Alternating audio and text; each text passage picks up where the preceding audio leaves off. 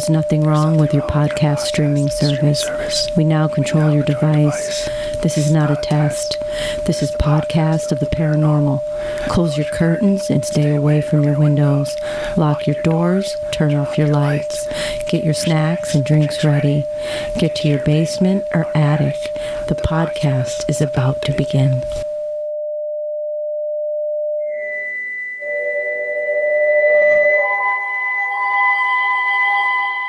Hello, and welcome to Podcast of the Paranormal. I'm Jody, and I'm here with Gabrielle. Hello.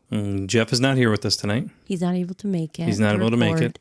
But we have the dog and the cat here, so you're going to hear animal noises periodically. We can't do anything about that, because if we leave them outside the recording area, they're going to scratch at the door, and they're going to drive us crazy to come in. So I apologize for that, but it is what it is. Tonight, we're here to talk about growing up in a haunted house. Yes. Something I don't have much experience in. But I do. And by the way, she's one of the only people that will literally just jump right into it, talk about how her house was haunted when she was growing up. Not too many people will do that. Gabrielle's always very happy to share her experiences. Yeah. I've heard enough of them. It's going to be a very Gabrielle heavy podcast episode tonight, I feel. I think, maybe. At least in the beginning. Little background. I grew up in a late 1800s Victorian house. I grew up here in Scranton in Pennsylvania. It was a, little painted lady, an old Victorian house. And it had a lot of character. I remember my parents renovated it when I was around 10. And there was still knob and tube wiring in the walls that they were removing. So that was pretty interesting. I never saw that, but I did when I was 10. You probably did see that, though, when you were up crawling around in the attic and you fell through the ceiling, though, right? I was older when I fell through the ceiling of the attic, actually. I was around maybe 13. Oh, yeah, that must have been fun. 12. Your dad probably loved that. I mean, it wasn't the best day. No? No. We were definitely grounded. Yeah, had a lot to clean. There was a lot to clean. But, yeah, not too bad. Tell us a little bit about the house then. Yeah, old Victorian house that we had grown up in. I'm not sure how many owners there were before we moved in. And you said it was built sometime in the 1800s, late 1800s? Yeah, late 1800s. I think 1860 something. There's a little stone pillar. Mm-hmm. It's the little stone on that has a little the corners of the property. Yep. Mm-hmm. I think it says 1869 on it. Yeah, well. So I don't know if that's when the house was born. I don't know if there was something on the property Our before. house is born? Yeah, I guess. Yeah, the house was born and... This house was born. This house was born. It was half. It has a personality. Is that what you're saying? Yeah, it definitely does. It definitely has a personality. I mean, does it still have a person? Does it still have an activity? It comes and goes in waves, I think. It's kind of hard to answer that question, though, right? Because you don't live there anymore. It's your parents' house. Yeah, so. But even when I visit, I kind of, and my parents will even talk about it. It'll stir itself up and then it'll quiet down and stir itself up. Yeah. Over the years.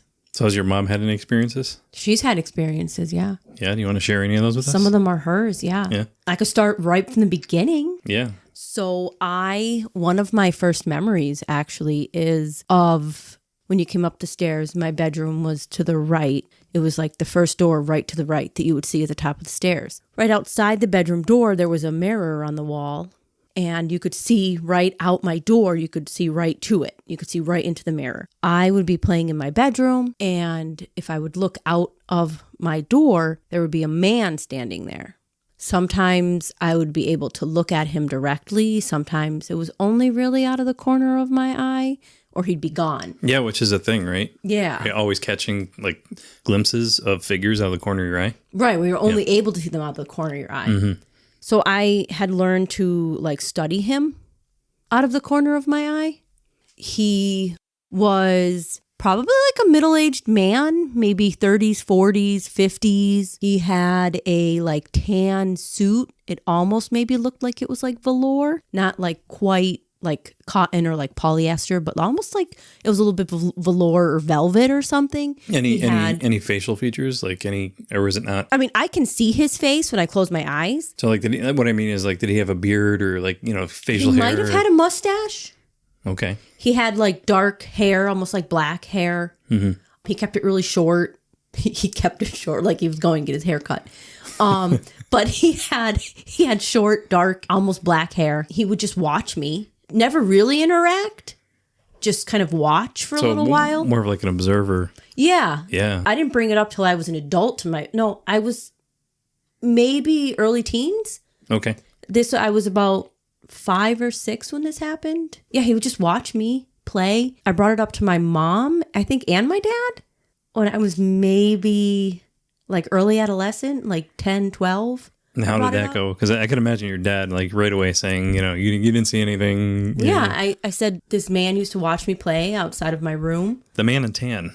Is that what we're going to call him? The tan man. Yeah, so I had described him to my parents, and my mom said he might have been my grandfather who passed when my dad was young. It might have been him. It could have also been a friend of my father's who passed when he was very young. It could have been either one of them just watching me. So, I mean, it's cool that your mom and dad gave you input, though. I mean, that's pretty cool. Yeah, I kind of described like what he looked like. I said he kind of looked like my one uncle. Were they more concerned that there might be like a real like creeper, crawling around the neighborhood in your house, or was it? No, it was never like. So my mom was really into the paranormal, which really kind of helped me get into the paranormal. Oh yeah, your mom's exactly like you, or like you're exactly like her, I should say. She would stay up late, watch scary movies. Mm-hmm. Sometimes I would go down. I would watch scary movies with her. Or she'd be awake, or we'd watch them during the day together. Like, we'd watch a lot of like older movies together. So she was like really into it. So growing up, I knew who the Warrens were when I was like really young because we would watch TV shows about them. And so it was, I think really for me it was normal. Like Paranormal State around that when that show was on. I think that's when I started like really starting to pick up like the names in this field.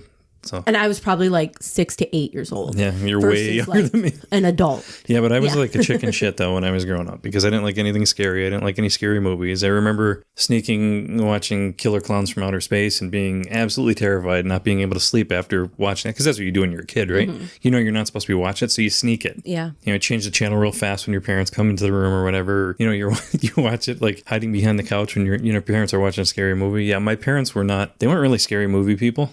They wouldn't really promote it. It's cool that your mom could do that. Yeah, she kind of encouraged it almost. Yeah. Yeah, she trusted you with it. She knew that you were mature enough to, at 6, I don't know, that's reaching a little bit. Or she saw an interest. Yeah, or she saw, Like I can remember being, I don't know, whatever year the Alien movie came out. I can remember them saying, we can watch it and then we will tell you if we think it's appropriate for you to watch. Oh, yeah. They screen it first. Yeah. So I didn't. My parents were not like that. My parents did not want me watching anything I wasn't supposed to watch. Yeah. So they would really be like, they'd follow the rating system. If it was a PG movie, maybe I'd get to see it. PG-13, probably not until I was a little older. But, like I remember watching when I was a kid, the Beetlejuice on HBO. And I think back then, wasn't that like the sanitized version? I think it was, yes, because HBO? my sister talks about how surprised she was when she watched it on. Maybe not HBO, maybe like TBS or something like that. Because HBO probably would have had like all the curse words in there and all that. But, yeah, I mean that's cool. So I got to watch all the sanitized versions of these things when I was younger because my parents knew that I was a chicken shit and I would, I'd lose sleep if I watched something I wasn't supposed to be watching. So, but anyway, we went off on a little bit of a tangent there. Just a small one. Just a smidge. But she kind of encouraged it. I remember too, growing up, my mom's mom, my grandmother, she watched Dark Shadows when we were little kids, and we'd go over there and it would be on, and like you would just watch Dark Shadows. Yeah, I remember seeing Dark Shadows on cable TV and being like, what the heck is this? This is so weird. Yeah, so it was like the women, like on my mom's side, like my mom, her mom, and I don't know about her mom's mom. We've had the psychic dreams and things. So it was kind of like all down. It was just like what you did. You watched horror, you did paranormal stuff. It's just normal. So when I brought the fact that there was this guy staring at me, she was like, it's a ghost. It's a ghost. Maybe. Your mom would say that. Yeah. Maybe it's a family member. Or a friend who's passed, who's coming to check on us. Or some random dude that lived there in 1873 and passed away in the house, right? Yeah, it could have been, maybe the person who the house was built for or a previous owner. Yeah, did you ever do any history of the house? Like look up the history? I did. So I had grown up being told there was a mine fire on the hill. Oh, yeah. And when I was a kid, it would snow. Mm-hmm. And then it would freeze really quickly. So it would like snow, it would be snow, and it would freeze, but only on the hill. And then like around the top of the hill, like right around where our house was, so you were getting like you would have snow. Yeah. So you would get like the fire would melt the snow. Oh yeah, it's like Centralia, like what you see in Centralia, yeah. Yeah, but then I had just thought that was something that my parents were saying and, telling us. And then when I started to research the house as an adult, I learned it was like a really big deal. And it was in a lot of newspaper articles and people were going and like protesting about it. And then where we live now, across the street, the school, when that school had their mine subsidence and parts of the school went into the mine, they were comparing it to what happened on my street, saying this is just like that mine fire. Yeah. And they were like comparing it back and forth. So it was pretty interesting to know that at least the mine fire was true. Yeah, a really cool story about that school too. I didn't want to give the school's name away, let everybody know where we live, but yeah, so we were antique shopping the one day, and we could see where the foundation for the school was. Not really the foundation, but the wall around the property that surrounded the school. So we were antique shopping, and we look at a picture on the wall. Someone had an old picture of the school, and I was like, oh, that's weird. But, when you go antiquing, that's what you find. You find old photos. Yeah. Could be people you don't know and whatever. So we look at it, and we flip it around on the back, I think, right? And it had... I don't remember if it's the back or right on the bottom. Anyway, we purchased this picture because it is a picture of the school that started caving into the mines and eventually burned down. Yeah, right across the street. And we have it hanging in our house now. Yeah. So we own a little piece of history. It's really cool. I never saw the school before, so it's really cool. Yeah, it's really neat. All of our neighbors talk about it, though, because they remember, exactly what it looked like and all that. Yeah, most of them were here. So that's the guy who would stand outside my room. The man in tan. I like that. The man in tan. The man in tan. And then there was the lady in red. She was kind of my mom's ghost. I don't know if my sister had a ghost. I've never asked. My dad was kind of always like, there's no ghosts. Yeah, that's your dad, yeah. A ghost had to kind of like come and shake his hand for my dad to really understand. Of course, yeah. But yeah, my mom had the lady in red. And she would see a lady in red running from the steps, like in the hallway, like in that area. And she would see her running. And that's around the time like bad things would happen in the family. I think she saw the lady in red right before my grandfather passed away. So she would see this lady in red and she would be like, oh man, something bad's going to happen. So that's great. Yeah, that's weird. So now you have an observer. Right. And then your mom's is basically it's like a warning, almost like a warning, like an omen. Yeah. And then when I was probably early high school, I was in 10th grade and we had some people that chose to end their lives. So I was there was like 3 or 4 people at the time that had done it within a 3 to 6 month span. It was all like pretty quickly it happened.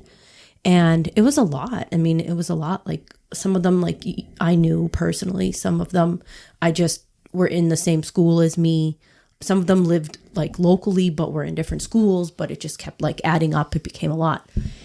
Then I started to see a shadow person in my room, but it was like I would sleep and I would always face my wall when I would sleep. And if I would wake up during the night, I would think to myself, don't roll over, because if you roll over, there's going to be something there and you're going to see it. Yeah.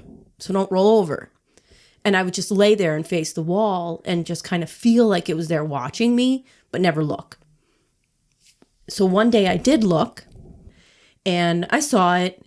It was like a shadowed person and it was like a black shadow, but like darker than the rest of the room. And it was kind of like almost like a cloak, like a hooded cloak is what it looked like. It didn't really look like it had like a head or anything, but it was like a cloak shape. And my mom would always say, if you see a ghost, just ask it what it wants. She would always say that. So I was like, what do you want? And it didn't answer. And I was like, well, my mom said it would answer. So I got up and I just ran. I ran downstairs and I told her what happened. And she was like, oh my God. And how old were you at the time? Maybe like 16. 16, yeah. So I was like, oh my God, there's a shadow person in my room. And she's like, no, there's not. So she came up and she looked, and of course it was gone. And it was fine for maybe a few months. And then I remember getting ready to go somewhere. I don't know if I was like going out or if we were going to a family event. My sister was in the hallway with my mom. And I was leaving my room, and my room had the chimney piece. So my wall was like flat, and there was the chimney, which would like come out, and it was right near the door to my bedroom. So it was like door to my bedroom, maybe 2 feet, and then the chimney. So as I was leaving, I went to turn off the light, which was like the opposite side on the other side of the door. And as I went to leave the door, like another shadow figure had like jumped towards me. So I come running out of the room like, oh my God, something just jumped at me. And they were like, no, it didn't. And I was like, it did. Something jumped at me. It was another shadow person. And they like were like, the same one or a different I don't know. I mean, one? it could have been the same one. It could have been a different one. Yeah. So they didn't, they went back in the room. Of course, they didn't see anything. And then it wasn't until maybe like 10, 12 years later, my sister and her fiance, husband maybe at the time, they moved back into the house. Well, their house was being finished. They were building it. And they were staying in my old bedroom. And she started to see the shadow figures. So then they started to believe that there were shadow figures in my room. Again, is this like you're seeing something out of the corner of your eye or are you seeing direct? I literally rolled over and he was there. And I was like, oh shit, what is this? Yeah, I like woke up and I was like, whatever, I'm going to roll over. There's nothing there. And there was. So I went and I told my mom, who was of course up watching scary movies during the middle of the night. So she came to check. And then the second one, I mean, same thing. It was just like, a shadow that kind of like jumped, like almost like lunged at me. It like came right at me. So I ran out of the room. Yeah, I mean, as far as coming out of like sleep and seeing something, for me, my experiences aren't, they're not very direct like that. Like I've had sleep paralysis, right? Yeah. Where you are basically still asleep, but half awake. Yeah. And I've seen stuff like your that. brain is awake, but your body's still asleep. Yeah. So you'll see like, I've had a shadow figure like that in that case. I don't want to say like the devil, but like almost like a demon sort of thing, like something that's, not right, dark, black eyes, not really horns or anything like that, but it's like, seems like it's not there to be friendly. Right. But I've never had any experience where it's remained after I realize what's going on and I come out of it, I wake up out of it. I mean, that's a pretty good story if you're seeing. Yeah. I've never really, yeah. I always thought to myself too that I had created it, like with what was going on at the time, which is why I brought that up, like what was happening at the time. And yeah. That's a good point. Like, did I create it with like the way that I was feeling with the things that were happening at the time? You mean like physically, like manifesting it, or like you're creating that in your headspace? Like, what is that? What do you mean by that? Like, did I physically manifest it based on my headspace at the time? I mean, the scarier thing would be if it was something that's negative that kind of feeds off that sort of energy, and you have all that really awful stuff going on in your life, and it's kind of sees that like right, like it's like it's a pair of eyes in the dark in the shadow, like like turning towards you, be like, oh, like it needed that to to come back. A way. I can use that, or I like this negative energy, and I'm going to pay attention, and I'm going to come over and see what what's going on. Right. I always had dreams, like always these odd dreams about like monsters, but they were always the Universal movie monsters. So it would always be, Frankenstein and the Bride of Frankenstein and Dracula and the Mummy, and they would be like wandering down the street that night. So in the dream, we would be like at a party at my parents' house or something, and there would be people there, or we would just be there like together as a family, and these monsters would be on the street, and you would have to try to run from them and hide. So that was a recurring dream I would have quite often living there. Sounds like Monster Squad. You remember Monster Squad? One dream I had, there were spirits in the house throwing plates at us, and we had to leave because it was like so overwhelming and unsafe. We had to like leave the house. But in my dreams, like I can't drive very well. And there was a field, like an open field, 2 houses over that opened to another open field. So you could like boop, boop down to like the next street, like to the alley to the street. And then my brain also knew that our high school had a bomb shelter underneath it because there were signs everywhere and you could see them. And this is where your obsession with nuclear war. Yes. I have a fear of nuclear war. So my brain would always go, we have to get to the bomb shelter when I would have these dreams. So the monsters would come and the only way to be safe was obviously to go to the bomb shelter under the school, which I've never actually seen, but I've had like people, I think my dad described it to me. I know where the door was in the high school, but I could never get into because like someone would always stop me when I would try. But that was the closest I ever got was to the door of the shelter to go inside. But yeah, or like I'd be like, there's the door. And then like a teacher would be like, why are you here? And I'd be like, oh, I just want to see the bomb shelter. So I've never seen it. But I know that it exists because, again, like most of the elementary schools have signs that is there because they all encompass the shelter.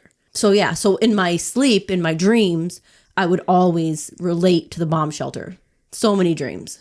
You have to get, the only way to save yourself is that bomb shelter. So I got a little bit older. I'm an adult. I move out for a few years and I come back with my kids. Well, even before that, I had my son and I lived there for about a year with my parents. We would hear things upstairs. You would think someone was in one of the other bedrooms making noise. So you would start to talk to them through the walls. And there would be like responses, not words or anything, but like noises and like, yep. So you would think you were having a conversation with someone. And you would go back downstairs to finish the conversation when they were down there. And they would be like, what are you talking about? And you'd be like, when we were upstairs. Oh, so you think you're talking to family members. Yeah. And they were like, I wasn't upstairs. So what did it sound like? Did it sound like the parents in the Peanuts cartoon? No, it would be like you would hear someone moving in the room in the other bedroom. Okay. And you would just kind of talk to them through the wall. And you would continue to hear the movement thinking they were there and they could hear you. And then you would go downstairs and you would be like, oh, you're down here, so now I can finish talking to you. And they would be like, what are you talking about? And you would be like, you were upstairs and I was telling you about this. And they would say, I wasn't upstairs. And you'd be like, oh, cool. But that happened to my dad. And that was when he started to believe that maybe there was something in the house. So he actually experienced something too. Yeah, he experienced it happen to him. And we were like, we told you it's happening. We told you, you think there's someone upstairs. Who was he talking to? Or who do you think he was talking to? I think it was me. Oh, yeah? Yeah. There was a night where I was doing dishes and I thought someone had touched me or grabbed my hair. And then I saw what looked like a shadow go from the coffee pot to the front door. And I was like, all right, whatever. I ignored it. And then my mom came home and I had told her a few hours later what happened. And she said that she felt someone touch her when she was doing dishes. So I was like, all right, that's weird. So then we go to bed. It was your dad giving her a hug or something. So then we go to sleep. And in the middle of the night, we get a phone call that my dad's friend had passed away. Yeah. So he would always come over. He would get a coffee, have a cigarette on the porch with my mom. And he would always like bust on everybody. So like, you know, did he come over? Was he teasing me, pulling my hair? And then he got a coffee from the coffee machine. I mean, did you have like outside, a relationship with him? Like, were you... Yeah, I mean, you knew him as your dad's friend. I mean, they had been friends since I was a kid. They used to live across the street from us when I was young. It's like the neighbor that just shows up. Yeah, I mean, he was helps like family. Himself. Yeah. He would help my dad with stuff around the house. My dad would help him. They had been friends most of my life. We were friends with their kids. So we would go to like birthday parties, different things at their house. They were good friends. So it was like, all right. Then we found out the next morning, me and my mom were like, oh my God, like that had to be him. Coffee pot to the front door to have a cigarette. We were like, it all makes sense. It lines up. Yeah. And how much of it, like, how much do you know, these experiences, how much of them do you think are real and how much of them do you think are like, I don't want to say your brain playing tricks, but you go through a few stages of grief there and Our minds are creative, so. But again, remember, we didn't know he passed away. Oh, that's true. We didn't know until that night, until we had gone to sleep for the night, that he had passed away. Yeah, I mean, I've had experiences like that too, around when people pass away, and for whatever reason, like you think about them, then you find out, they had just passed away, or they're weird little experiences like that. Yeah. Yeah, I mean, that's pretty much it growing up there. That's a lot, right? That's quite a few stories. That's enough. If you had to pick one, which one would be the one that you would say absolutely 1,000%, this is probably, I can't explain it. Something supernatural happened. This is the one. This is like, was it the shadow person? Was it the man in tan? Probably the man in tan. The man in tan. Yeah. Yeah. So I could literally describe that man. That's what I'm saying. Listening to your stories, that's the one I would pick for you too, is the man in tan. Yeah. Yeah. I mean, there's no reason I should be able to describe something in the detail that I can describe him. Yeah. To then have my mother say that could have been like one of two people that resemble that description. Like to the point that I could even say, his face kind of resembled when my uncle was young. When my one uncle was young, they had a similar face. And she would say, oh, you know who that probably is? It could be your dad's friend who passed away very young, or it could be because he had passed away, I think, just before I was born. Yeah. So I just missed being able to have him like meet me. But my grandfather passed away and my dad was just a little kid. So it could have been him too. Yeah. I mean, did you see enough detail in his face where you think it could have been him? I don't know if it was him or not. Well, yeah, I know. But I've always I've always leaned toward it was my dad's friend. Yeah, because it would be really wild if you were like going through old pictures and you find like a picture of someone in a. Well, I've never seen a picture of him. Yeah. Of my dad's friend, but I've seen pictures of my grandfather, and I mean, it didn't kind of look like him. But also, my dad's friend had a brother who he was friends with. Like, they're still friends. Yeah. That brother, when he was young, resembles my uncle when he was young. So I can imagine his brother and him look similar. Yeah. So they might both resemble my uncle. Yeah, I mean, so it's just a weird story, right? Because you saw this thing, this whatever it was, and right? It wasn't once. I mean, it was over time. Like, there were like weeks, months, years that I would see this man there. Yeah. Do you have any other specific stories that you could think of? Like in the house? Yeah. I can't really think of anything else. Yeah, I can't really say I had any experiences in my house. No. Growing up? No. I mean, there were a few things. Like, I remember when I was very young, I think it was a dove, maybe, used to like to perch in the corner where my room was. So you'd hear like, sometimes at night you would hear the thing coo, and I'm like, I remember telling my parents, I'm like, what is that noise? And they didn't believe me. They never heard it. Whatever. So I kept bugging my parents about it. What is that noise? What is that noise? What is that noise? And then finally my mother heard it, and she was like, I remember like she turned white, and she's like, I have no idea what that is. And I'm just a little kid, so I have no clue. She has no clue. And we find out it was like a not a dove, a pigeon maybe. Mm-hmm. I don't know, dove or a pigeon, whatever. They sound the same. They coo, right? Mm-hmm. So that's what was going on in the corner of the house. My parents built their house in like 1983. It was brand new when we moved into it. So there wasn't really much history on the property. But apparently there was a house. There was like 2 or 3 houses up there. They were built a long time ago. I don't have the history, so I'm not going to make it up. Right. But I would say sometime in the late 1800s, right? Right. Based off like when Scranton was kind of booming. So we know that there were old properties up there that were torn down, that people used to live up there, I never felt anything weird. We found an old sewer pipe that was buried that obviously ran into one of these old homes that was no longer there. And the property behind my parents' house, there was, in the summertime, flowers would grow, but they were planted in like a pattern. Now this property was empty. Someone owned it, but it was an empty property. So it was basically like a field. But you could see where there was like a little pond and all these flowers planted around the pond. So there was probably a little spring there or something like that. And whoever owned that property back in the day probably planted that stuff. But I never really experienced anything. I never saw anything odd. I never really felt anything. But yeah, I mean, there's some weird things happened. I remember the one time I had friends over. We were playing Nintendo, Super Nintendo at the time. And my one friend was kind of like a scaredy cat a little bit. If anything ever like happened that was weird, she would freak out. She'd run home because we used to hang out, ride our bikes up and down the street. If she saw a car she didn't recognize, she'd be gone.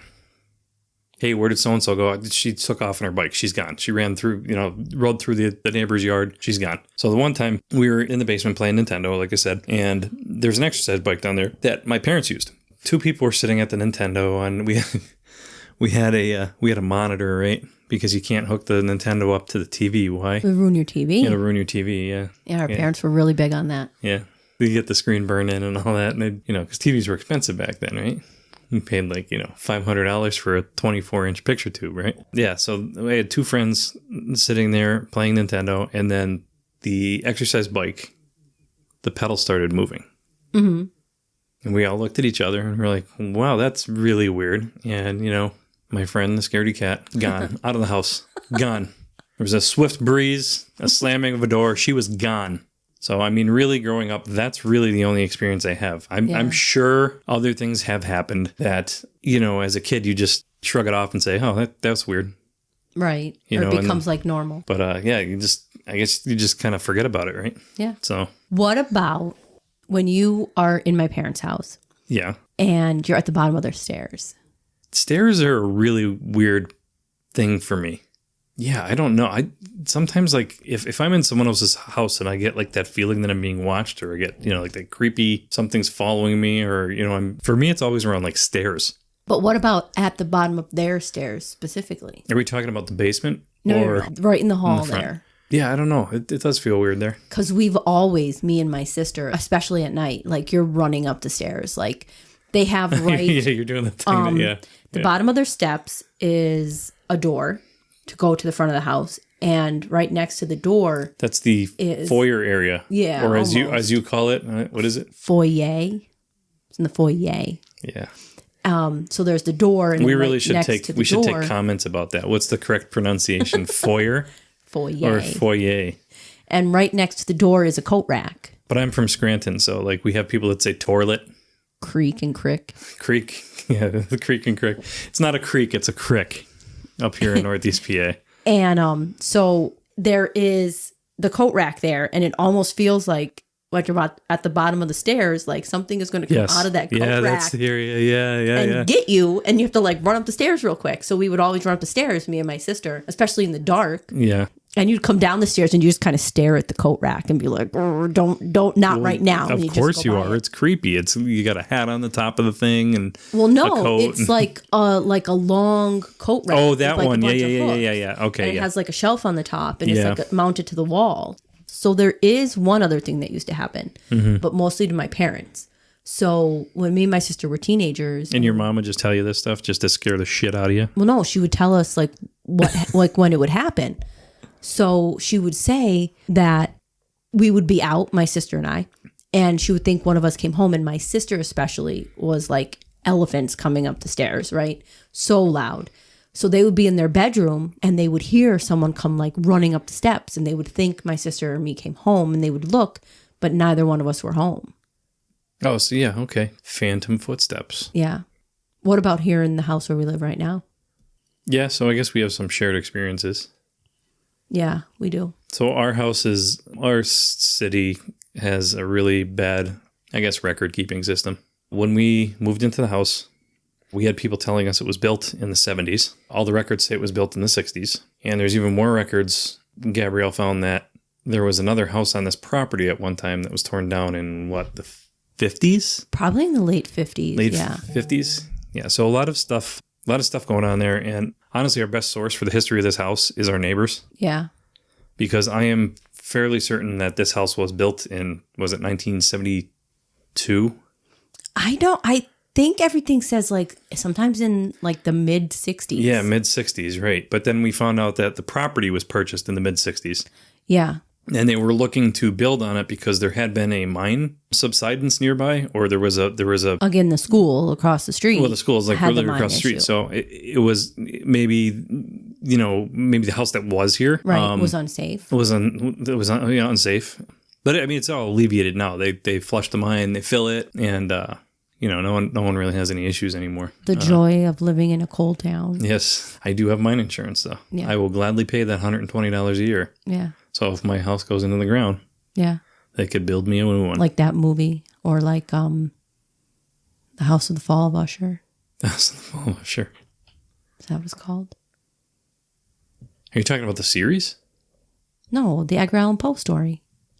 Yeah, didn't they just do a The series? Fall on it? of the House of Usher. That's what it is. Thank you. Fall of the House of Usher. Didn't they just do a series? Yeah, the they people did that did the people that did Haunting a Hill House, I think, right? Yeah. Did that? Yeah, that was a really good series. Yeah. But what happens at the end to the house? Falls apart. Disappears. It's never there. I thought it fell apart. Well, did I it fall think it apart just in like the series? into the ground. My memory is terrible. But that's like what I imagine would happen to these houses. They would just like boop right into the mine. Yeah. Well, that's Like the literally fall what of the happened. House They of would Usher. fall. A hole would open up in the basement, and Yeah. sometimes the foundation would kick on one side of the wall, or So house would cave maybe in. Poe lived in a coal town too. Who knows? maybe. Well, he lived up in New England, though, didn't he? He lived in New England. He lived in Maryland. He lived in Philadelphia. Yeah. He lived in a few places. Coal towns. Yeah, that's where all the neighboring states use you for coal, and then don't invest anything into your area. And then when the coal goes away, Yeah. so does everything else. Yeah. Yeah. But what type of experiences have you had here in our house? Okay, so when we first moved in, there was the creepy statue. You remember the creepy statue? Oh, the statue. Yeah. She still gives me the creeps. So Harlot Mary. Harlot Mary. It is a Virgin Mary statue, and she has like a veil over her head, Yep. like cloaked over the top of her head, and she has praying hands, but her it's really shoulders are uncovered. Yeah. And her dress is like very low. So that's why we call her Harlot Mary. She kind of has like a weird shaped head too. It's like almost like an alien head. Yeah, it's really yeah. weird. Yeah. And we found her in the bathroom. Yeah. For whatever Downstairs? reason, it was in the downstairs bathroom, just sitting in a bathroom on the vanity. Yeah. It's So then about 18 inches tall, somewhere around there, 16, 18 inches I don't tall. even think she's that tall. She might be like 8 to 10. No, she's tiny. no, Yeah, it's big. she only Definitely- stands like this tall. No, she's taller than that. maybe this at the most. She's maybe 10 to 12. I'm looking at my inches. Yeti bottle here, and I'm like, she's definitely maybe around the same size Yeah, as that. she's probably about as tall as a 26 Yeti. inch. I'd give her that. Well, the 26 ounce Yeti anyway. Yeah. So yeah, that's I'm not a good measurer. But about yeah, 12. she just gives me the creeps to look at her in general or to think about her. But Well, I had wanted to get rid of read- her, didn't I? I want to get rid of her. Yeah. I did say that. I said, Yeah. well, if you don't like it, just throw it out. Yeah, but I feel like, I don't know, like it wouldn't be great to get rid of a religious statue. So we keep her. And I read that a lot of people put her near their stairs. They put Mary statues near their stairs to prevent falls. And we're not saying that this thing is haunted or anything like that. No. We've never had any experience No, like she that. just It was gives just us the creeps. well, more you than me. Yeah. So But- I actually placed her near our basement stairs or near our basement door because my kids have bedrooms down there. So I figured when they became teenagers, when they got older, it would maybe like keep them safe and prevent them from sneaking out. So you're Have creating Mary a there. you're creating a totem. No, more of like a protection Yeah. in a way. Well, which is it's a good thing you brought that up too, because that's what we do, right? Yeah. That's what religious people do. I think every Italian in Scranton has like a little Totem. statue of Mary in their backyard. Do you ever see them with the bricks Yeah. they build up and all that? My grandmother made one Yeah. in her yard. Yeah. For protection. I mean, that's Yeah. what it's for, right? So it's funny. You're actually like taking your beliefs and putting that energy into something that's I mean, I'm taking other people's beliefs. yeah. You know what I'm saying, though. Yeah. Being respectful of, what she means to people and not just throwing her away. Yeah, but not even that. They believe it. They believe that this will protect them because they're Right. putting that energy into it. So you know what I'm saying? So she's our little protector now. She's a little protector. And then there was a little one. Do you remember the little one that was like right next to her? It was like 3.5 inches. That was my grandmother's. Oh, was it? Yeah. Oh, I thought we found The that little here one too. was my I thought they grandmother's. were like next to each other in the And bathroom. when we were moving into the house, we found a rosary in the U-Haul truck, a little rosary bracelet. So we keep that like on Mary's hands. Yeah. So they're together. But anyway, let's talk about some of the actual experiences that we've had here. Yeah. Forget creepy statues for now. Yeah. Let's talk about the closet. Oh, your closet experience. The spooky closet. Which is actually, I'm looking at the closet right now. Yeah, we're in the room with the closet. We're in the room with the closet. This used to be my daughter's bedroom. And then my son moved out. My daughter wanted his bedroom. Switched her over to his bedroom, painted it, made it look nice and all that. Still haven't painted the pattern on the wall. It's over a year now. But anyway, I gained an office out of this. Yeah. And we're using this as a recording area. And anyway, look back to the closet. The one time my daughter was in her room, sitting in her bed, which is right next to the closet. I don't remember what we were talking about. I remember going into her closet and maybe putting clothes in there. I think it was put some of her clothes away. I remember saying my son's name, saying, "Hey, what are you doing in there?" and laughing. And then my daughter immediately said, "What?" And as she's saying what, I look in the hallway and my son is coming down the hallway. He goes, "Did you call me?"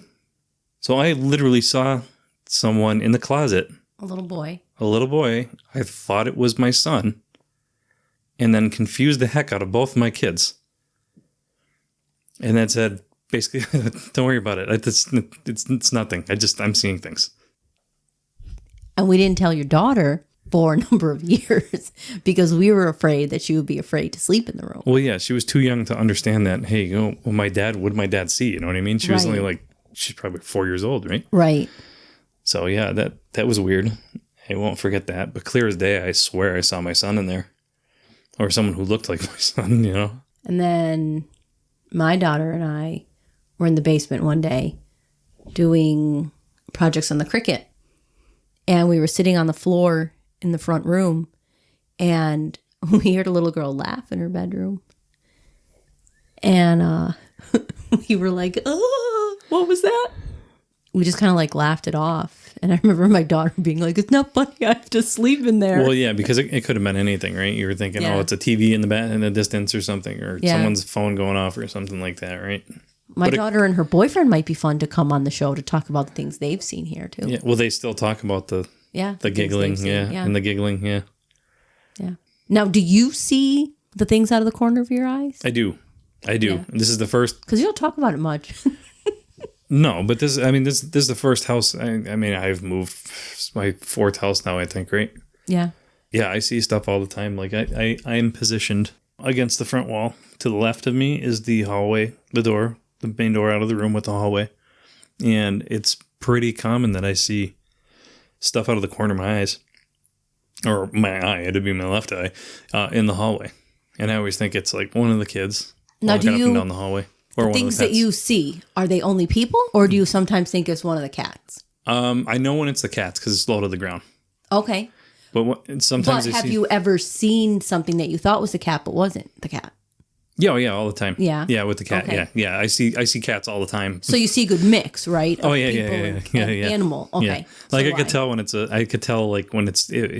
if it's people sized, it looks taller. You could see that out of the corner of your eye. But by the time you look, it's gone. And I just don't understand this corner of the eye experience. I don't get it because you could see it clear as day in your peripheral. And as soon as you stare to focus on it, there's nothing there. Now, do you ever see it and then you're like, and then you walk over to be like, what was it? But then there's nothing there. And you're like, okay, that was just. I talk to it now. Oh, you do? I will literally talk to it. What do you say? I'll say, hey, what's up? What do you want? Yeah. I don't know your name. Did my mom tell you to do that? I'm joking. It's something I do. I mean, I see it a lot coming, like when I'm walking past the stairway, I see something either walk by like into the laundry room or like peek around the corner from the laundry room. What I see is basically out that door into the hallway. If you walk out of the door and you walk across the hallway, the bathroom is right there, but the wall's kind of split. So if you go a little bit to the right when you walk out of the hallway, that is the doorway down to the basement where the laundry room would be. Right, and again, a lot of it takes place around the stairs. The hallway and the stairs, yeah. The stairs are Yeah. like the main focal point for this. Yeah, stairs are a really interesting thing for me because we'll get to it eventually, but I had a recent experience where I was like, for whatever reason, really focused on the stairs. And when our team focused on that area, we actually started getting activity where we didn't get much at all that night. Yeah.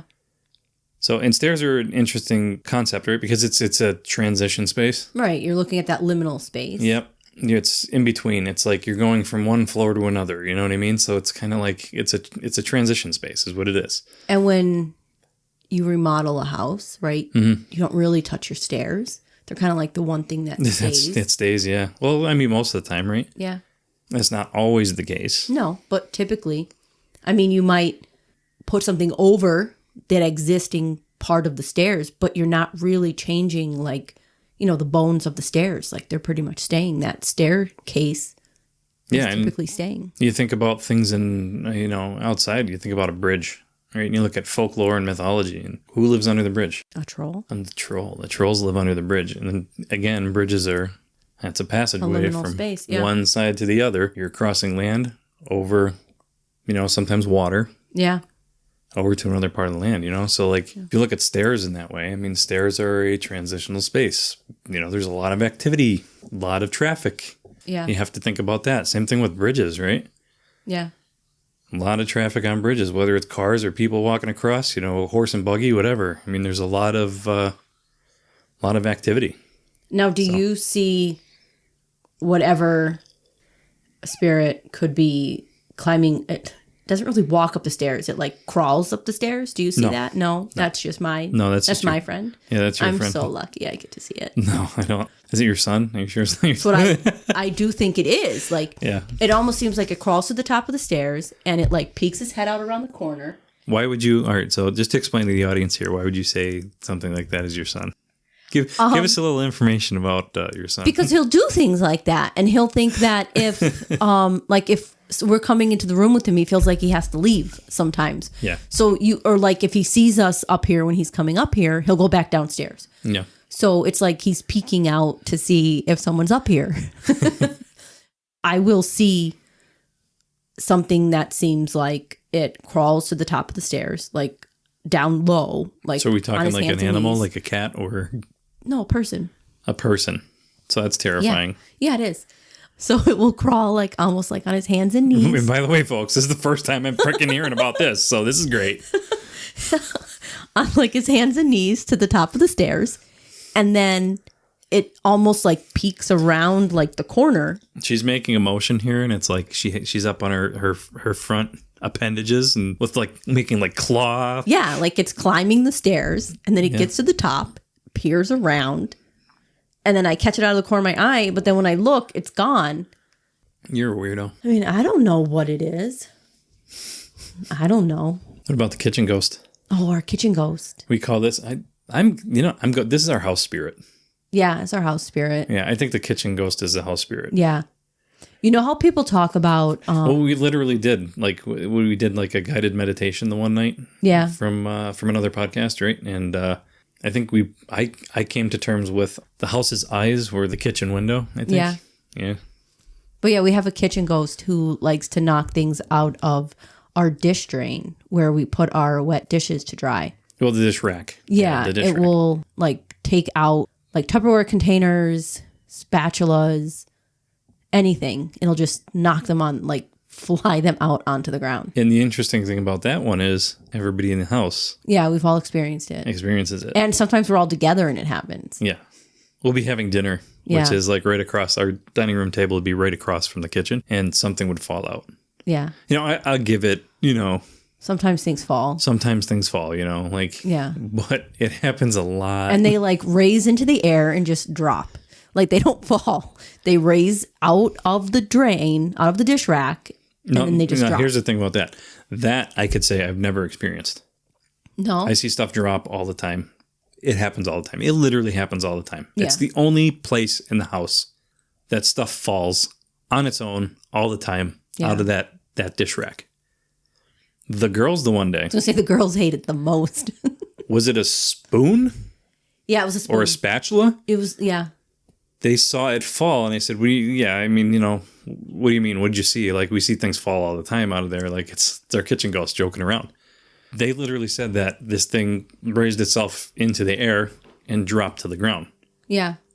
So, I mean, yeah. I would have liked to experience it myself. But, I mean, and this was before they really knew, because we were just joking around with them at the time. Oh, that's the kitchen ghost, because they know we're weird people and we go out and investigate and do weird things, right? Yeah. And the girls, but especially your daughter, can really work themselves up about it. Yeah, she does. Yeah. Yeah, she doesn't like it. No, they do a really good job of getting themselves worked up when it happens. And they do not like when we go paranormal investigating. No. They're convinced that we're going to bring something home with us. Yeah. But I think the spirits that are already here are like, no, thank you. We're full. Yeah. Yeah. They've already been, they're already here. Yeah. They've already been here. We're at full capacity. Yeah. But what about like in any other rooms?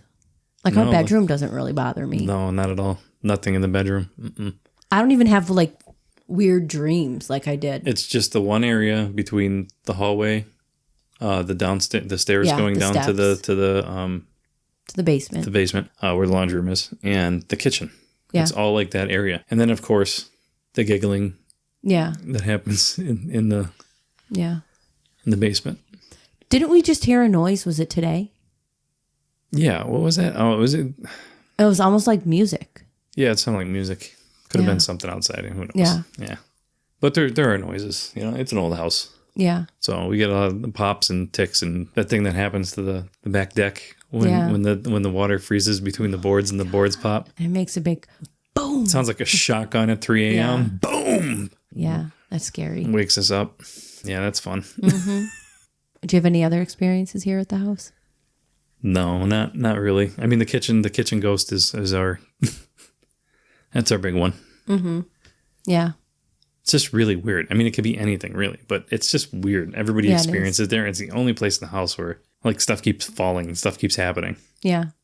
And do you remember we had the old rack, the old dish rack? We got rid of it. We got one with taller walls. Yeah. It still happens. Yeah. So. Yeah. Yeah, it's just very strange. I feel like it definitely happened more with the old dish rack than it does with the new one. Yeah, absolutely. But still, I mean, it's still happening. Yeah. Have you ever had an experience that made you consider no longer investigating? Where you were like, this is enough. I'm not in it for this. No, I haven't really. No. I was close once, but one time. I mean, same. I think we're talking about the same experience. Yeah, we definitely are. Yeah. I did when we would go places sometimes to investigate, and they of course start up with the whole demon stuff. Yeah, which I hate. Yeah, I mean, that gets me a little bit nervous, and I'm like, do I really want to get myself into this? But then the more that you really experience it and learn about it, you realize that's like pretty rare. Yeah, it's most everything. Pretty much everything is just like tiny little experiences that happen. You get an EVP here and there, a door unlatches, something like that. You get something, but nothing that's ever like demonic. No, that we've experienced anyway. I mean, that we know. I wouldn't. Well, that we would know of. Yeah, I wouldn't want that sort of experience. Yeah, I mean, we did have the incident where we saw the shadow, and I mean, it took me months to go back to that place. Yeah, I'm still not totally okay. Wasn't that long? Was it months? Yeah. Yeah. We didn't go back for almost 3 months, and I only went back because I was like, maybe. I mean, it chose us, right, to show itself to. Does it have a message for us? Does it want to communicate with us? And what is it? Why is it there? Yeah, so the hell with it, right? Let's go back and talk to it. So let's go back and talk to it. And what are you? My God. Why are you here? I honestly cannot wait. Right. Did we offend you? Like, how do we not do that in the future? I honestly cannot wait till we could tell that story. Yeah. I think it's coming soon. Yeah. Yeah. Next couple episodes. Yeah. Maybe the next time we record with Jeff. So anyway, we would love to hear about your haunted house stories. Yeah. Or any experiences that you've had. So you could contact us. Yeah. And how could they do that, Gabrielle? You can find us at podcastoftheparanormal.com. Cool. Yeah. So send us stories. Yeah, we'd love to hear your stories. Yeah. Let us know if you want to be a guest, if you want us to read your story. If you know of any places locally. In NEPA? Yeah, in NEPA, Northeastern Pennsylvania, for those who aren't local. Or NEPA. I mean, anywhere within the, I guess, like Tri-state the tri-state area. I mean, we're willing to get out there on the road and drive a few hours. You know, if you have a story and we don't mind a road come trip. check it out. And we are not limited to just ghosts. I know we talk about ghosts a lot. I mean, that's what we do. They're ghost investigations, right? But we are happy to talk about anything in the paranormal field. Cryptids. Yeah, you got Bigfoot running around out there? Hey, why not? Yeah. Tell us about it. Yeah. I want to hear your stories. Anything, yeah. So again, you can find us at podcastoftheparanormal.com. You can find us on Podcast of the Paranormal, Facebook and Instagram. You do that so well. I feel like that's your thing. Like I would not be able to. Why? I don't know. It's not hard. Just be happy that you do it so well. It's just... And you think it's just something we repeat on like pretty much every episode, right? Yeah. But yeah, you would think it would come easy to me. But I always do the old, hey, you could reach us at, and I point at Gabrielle. And then it takes me a second. She rattles it all out, yeah. Like, why is he pointing at me? Yeah. All right. You have anything else you want to say? No, I think that's all we got. So I think we're going to cut it here. Yeah. Thanks, everyone. Thanks for listening. Thanks for listening.